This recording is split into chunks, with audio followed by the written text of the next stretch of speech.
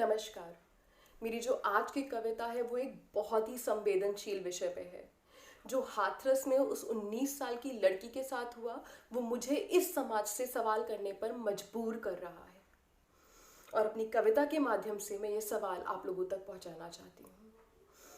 वो चीखी होगी, चिल्लाई होगी, अपनी आवाज उसने उन सबके खिलाफ उठाई होगी। हारी नहीं होगी वो अपनी आखिरी सांस तक। तभी तो उसके शव को उन लोगों ने आग लगाई होगी। जब टूट पड़े होंगे उस पे सब वो जो कहते थे खुद को मर्द, उस हाथरस की बेटी ने अपनी इज्जत बचाई होगी। पर लड़ते लड़ते उन हैवानों के साथ उसने अपने जिस्म की रोशनी गंवाई होगी और हार के इस समाज के आगे उसने अपनी ताकत ठुकराई होगी।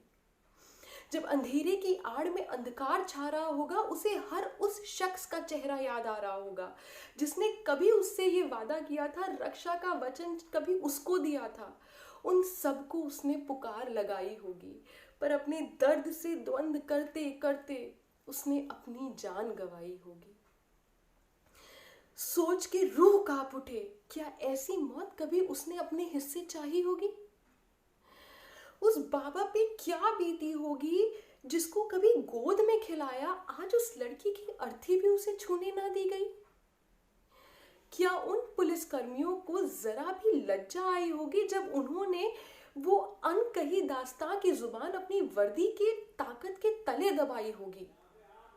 मैं परेशान हूं इस सवाल से, क्या उन माँ बाप के दर्द की कभी भी रिहाई होगी? या कितने सारे और किस्सों की तरह मनीषा के लिए भी बस कैंडल मार्च की तैयारी होगी? मैं पूछना चाहती हूँ इस समाज से, जिस समाज में निर्भया को भी इंसाफ मिलते मिलते सालों लग गए, क्या उस समाज में मेरी और आपकी बेटी के लिए सुरक्षित रहने के लिए कभी भी कोई जगह होगी? मैं ये नहीं कहूँगी कि आप इस पोएम को लाइक करिए या शेयर करिए, लेकिन प्लीज़ अगर आपके घर में लड़की है तो उसे रोटी बनाने से पहले अपनी सुरक्षा करना सिखाइए। और अगर आपके घर में लड़का है तो आपकी जिम्मेदारी और ज़्यादा बढ़ती है, क्योंकि उसे लड़कियों की इज्जत करना सिखाइए।